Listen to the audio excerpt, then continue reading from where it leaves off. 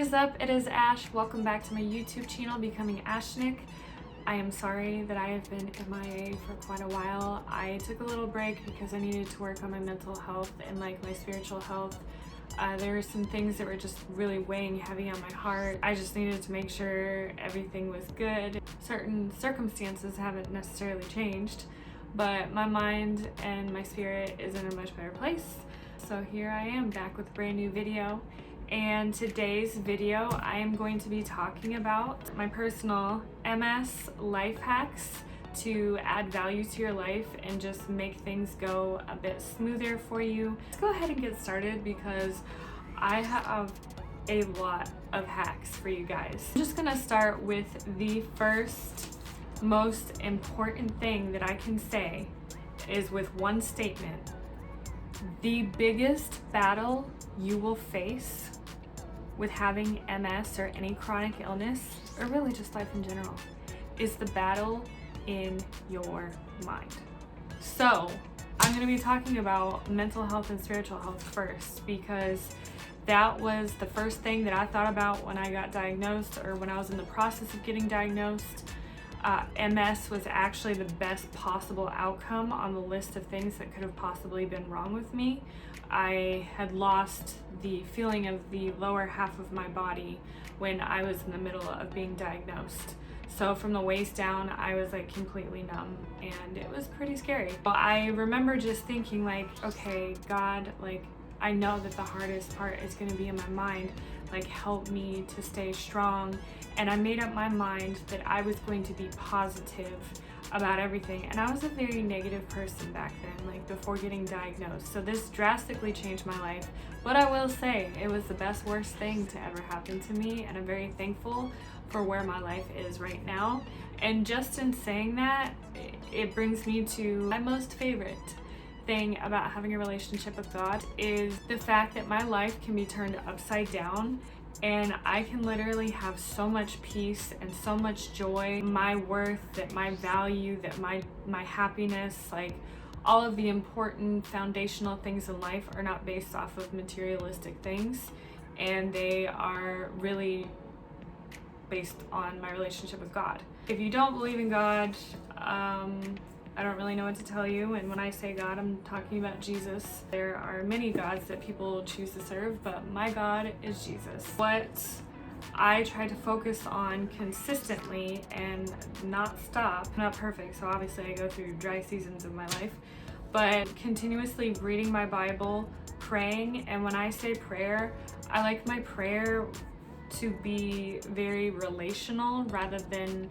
repetitive and scripted.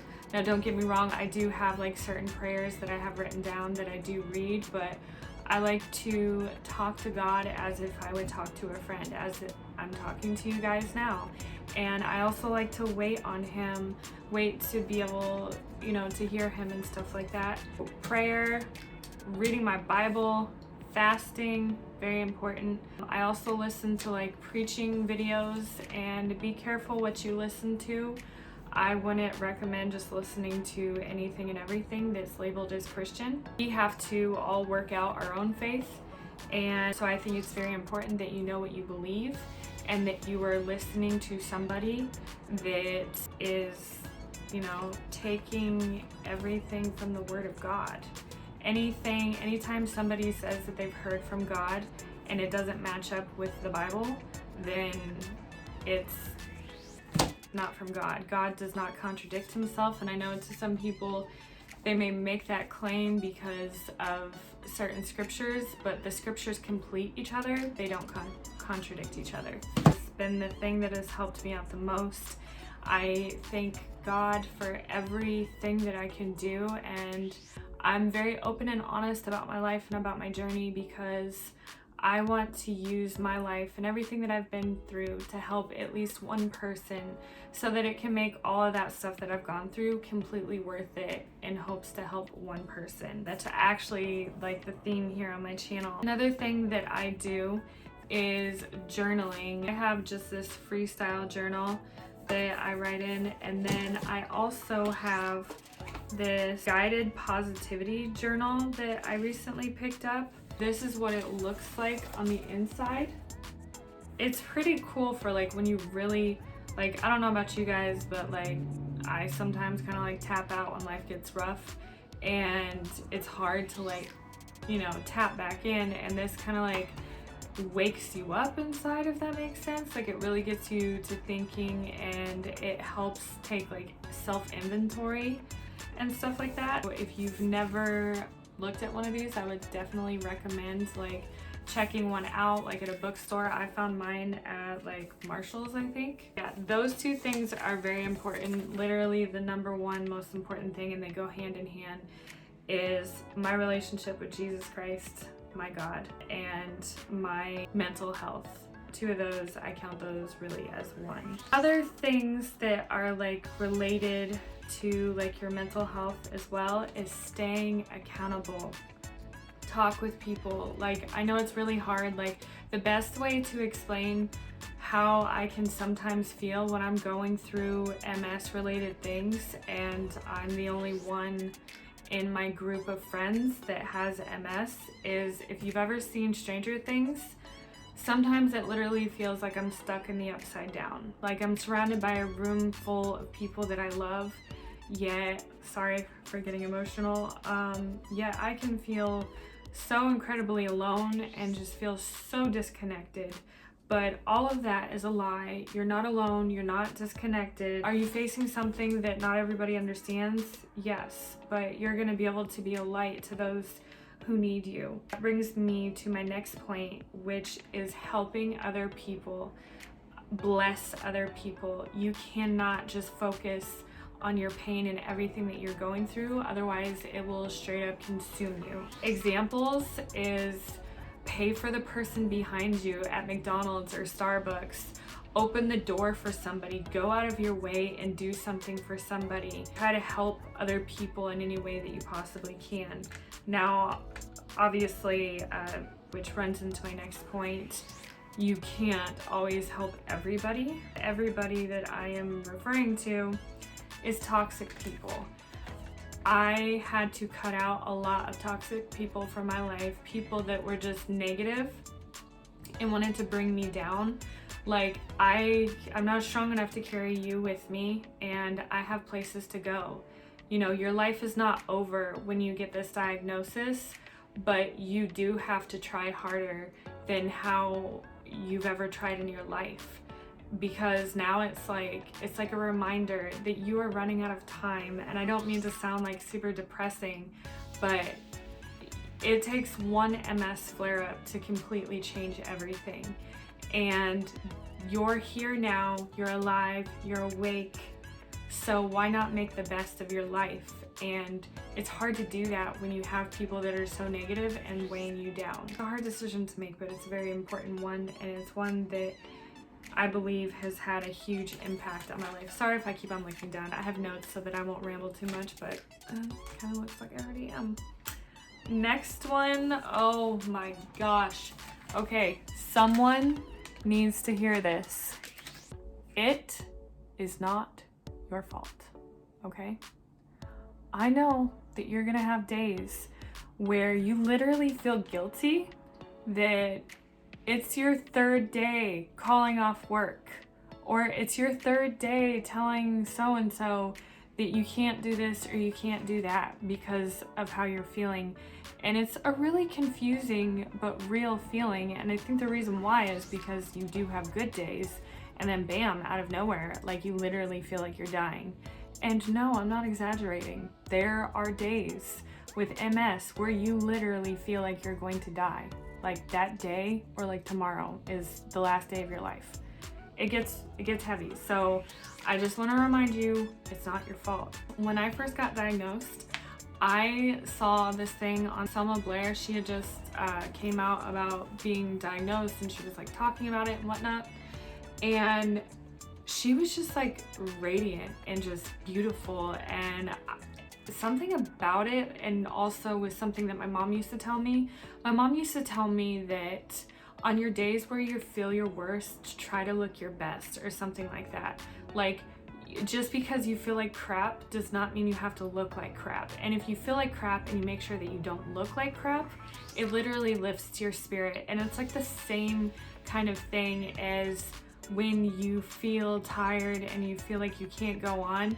Simply making your bed can make your productivity level for the day like dramatically different. It sets your mindset for the day if you get out of your bed and you make it. The moment that I got diagnosed, I literally stepped up everything. My hygiene game, my like how I dress, having my hair done, everything being in its place and just being at my best, because I did not want to look the way that I felt. Like, no one wants to look like they have a disease.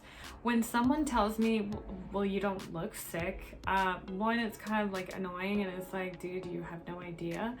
But two, it's also kind of a compliment, because it would suck. I mean, I don't like the days when people are like, oh, you're not looking too good. How are you feeling? You know, it's very important to improve and get the maximum value out of your life. So since I brought up hygiene, I'm actually going to talk about it, okay? Hygiene, especially as a woman, okay? It is very, very, very important. It's important regardless, but when you have MS, most people are put on some type of medication that weakens or slows down your immune response, which causes infections. So some of the symptoms of MS just lead to complications and stuff like that. I can't count the amount of times that I go from antibiotics to steroids like all year long, and that literally has a huge impact on your pH level. Now, if you are one of those Christians or one of those spiritual people that cannot handle cringy things or inappropriate things, then you might want to leave, because I'm about to talk about vaginas.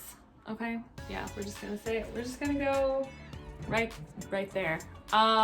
Yeah, everyone knows that your body is full of bacteria and yeast, and the places that bacteria and yeast thrive are mucous membranes, and women have an extra mucous membrane that men do not. And with being on steroids and antibiotics, this is very, very important. I'm gonna talk to you about all the hacks, and I don't know, maybe we'll call it your taco. I'm gonna talk about taking care of your taco, okay? I can't believe I'm talking about this. Taco about awkward. First hack: drink agua as much as you possibly can. Preferably like a gallon a day. I have found is most helpful is if I wake up in the morning and I fill this cup up, this is 26 ounces, and I drink it right away first thing in the morning, and then all throughout the day I just continue to fill it up to drink plenty of water. That helps balance out your pH like no other. This is taco wash, okay? To wash your taco. It says right here, made by humans with vaginas for humans with vaginas. This is a pH balancer. It's all natural. It even lists the pH level in here. Now ladies, this does not go where the meat goes inside of a taco, if you know what I mean. This is for the little bits and bobs that are there for the party, but you know, it's not where the meat goes. You know what I mean. You know what I mean? Like the lettuce, lechuga, queso, tomatoes. Yeah, I just use this on those bits and bobs. Nothing should be going in the hole, okay? So stop treating your taco like it's a salad and putting vinegar and water and stuff up there. Moving on, probiotics. Oh my gosh, so important. They have female probiotics, which I take, but for some reason I cannot remember the name of the brand that I take. I get them at, oh, it's Azo. Yeah, I think it's Azo, it's AZO. I get it at Target, and I get the like complete one for women. Also kombucha. Kombucha is filled with probiotics and prebiotics, and I believe other fermented vegetables and stuff like that are too as well. So like if you want some kimchi or sauerkraut, Those are also good as well, especially if you were in the middle of taking antibiotics and steroids or one or the other. I wash my underwear and my Spanx separately, and I use this Tide Free and Gentle. So this is free of dyes, parabens, fragrances, to add some smell, because I do not use fabric softener when I'm washing my underclothing. I use these Dreft scent booster beads. They literally smell like baby powder, and I love the smell of baby powder. These are meant for sensitivity, you know, sensitive skin. So I haven't had any problem. Really, you gotta listen to your body. Everybody's different.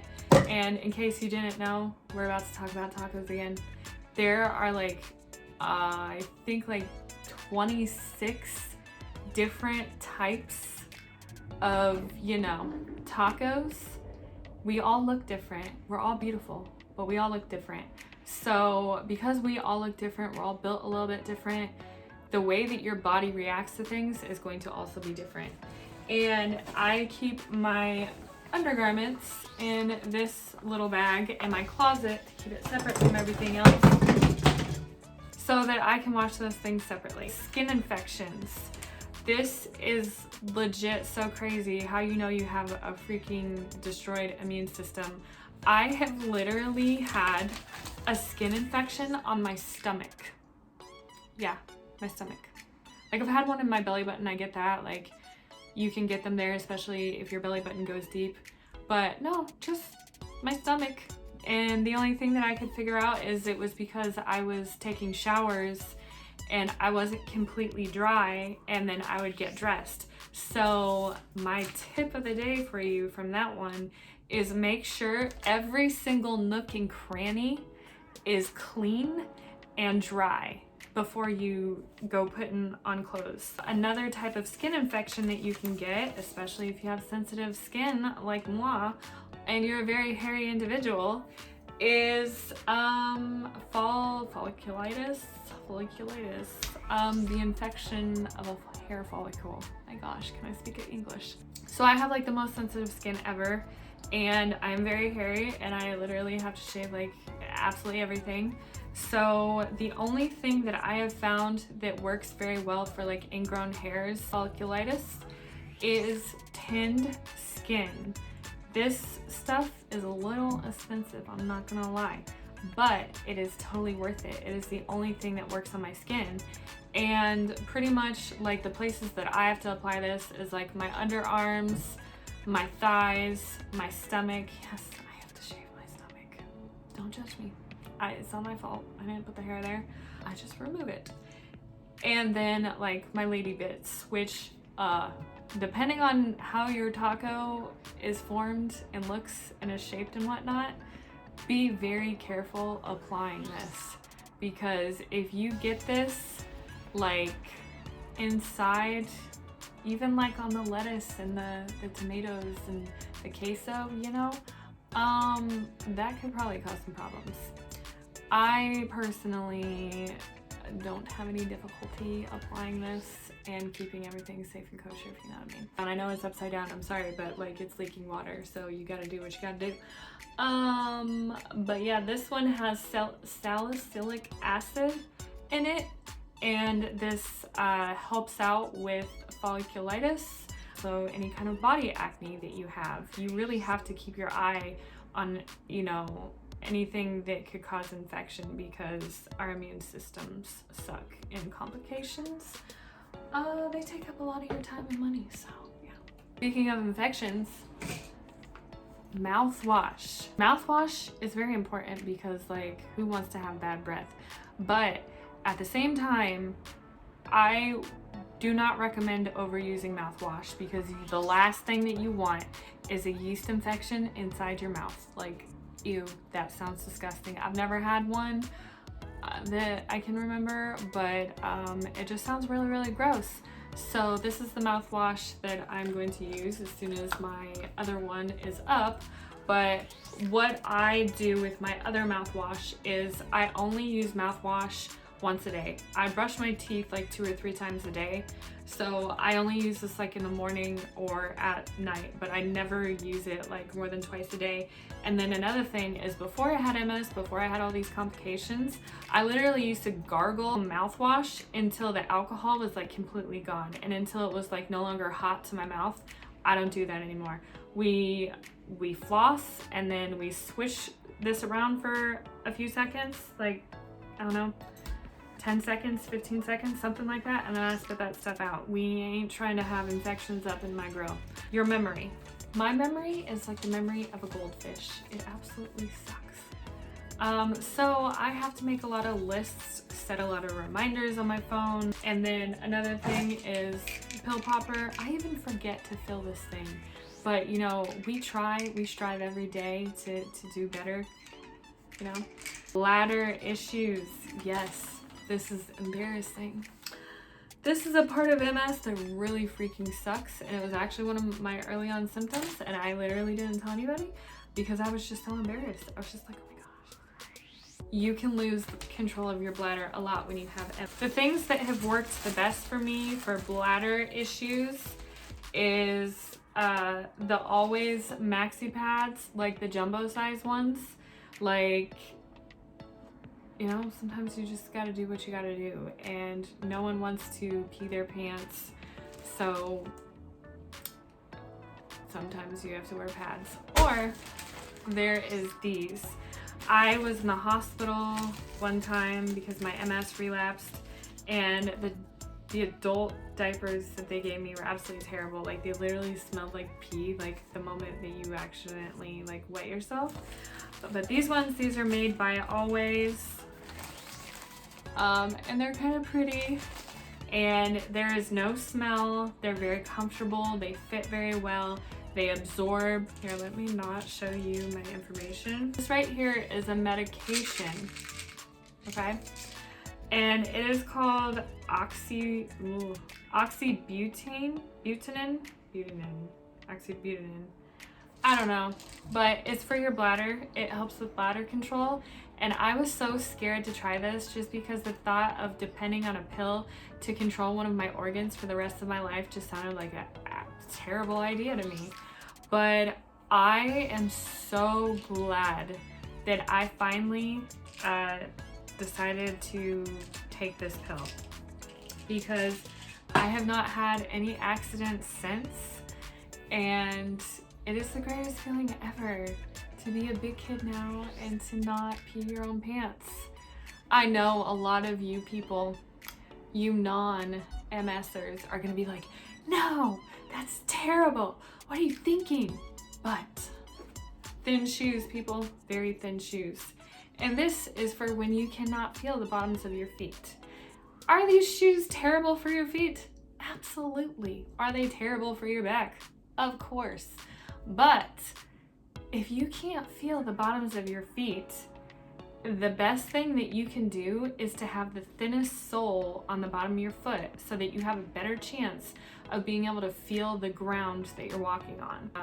Other than the grace of God, I honestly think that these are like the reason why I made it through the time of not being able to feel my feet and did not fall. Whew. Jesus. When you have numb hands, this was one of the hardest things that I went through.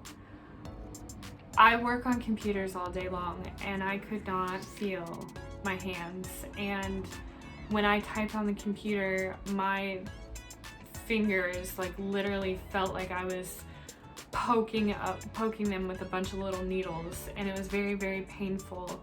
And things like putting my hair in a ponytail or washing my hair, or, you know, just getting dressed, like my hands forgot each other. You know how like you're in the dark, if you're in the dark and you can't see, like you can still make your hands meet each other behind your back.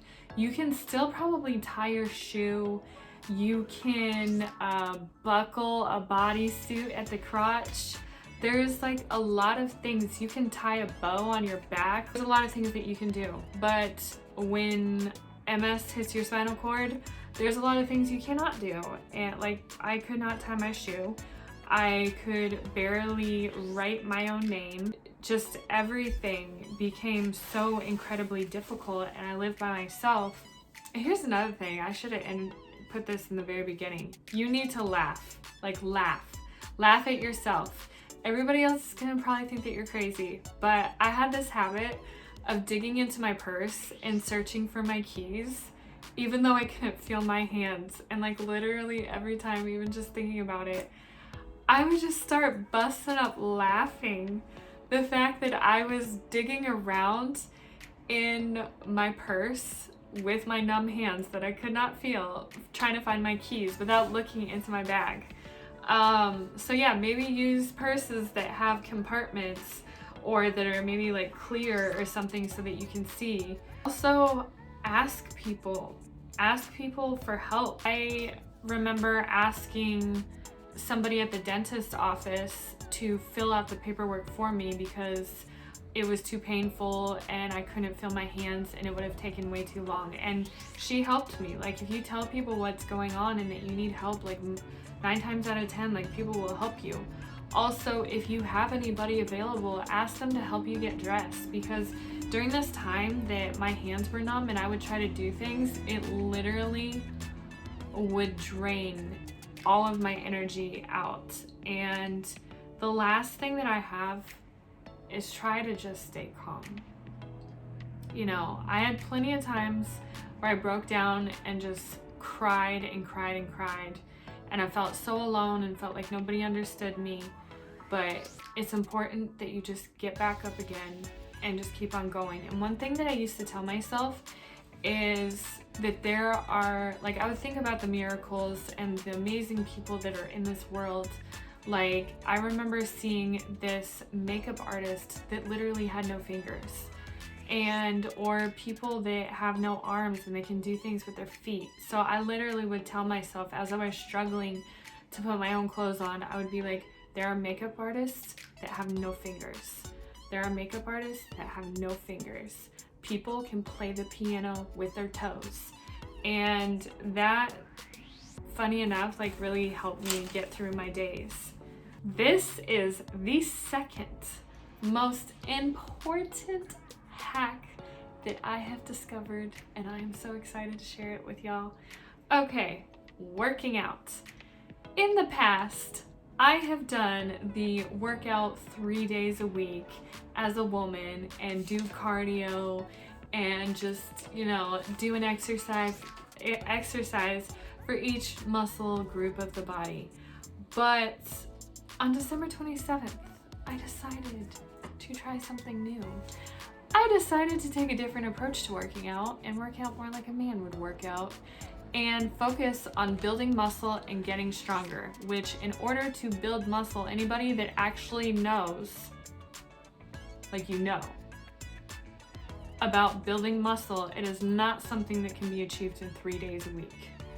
That you can do to tighten and tone, but if you're actually wanting to increase muscle mass and muscle strength, like, you need a lot more than just 3 days a week. So I decided we're gonna do it 5 days a week, and we're gonna continuously increase the weight to get stronger and stronger.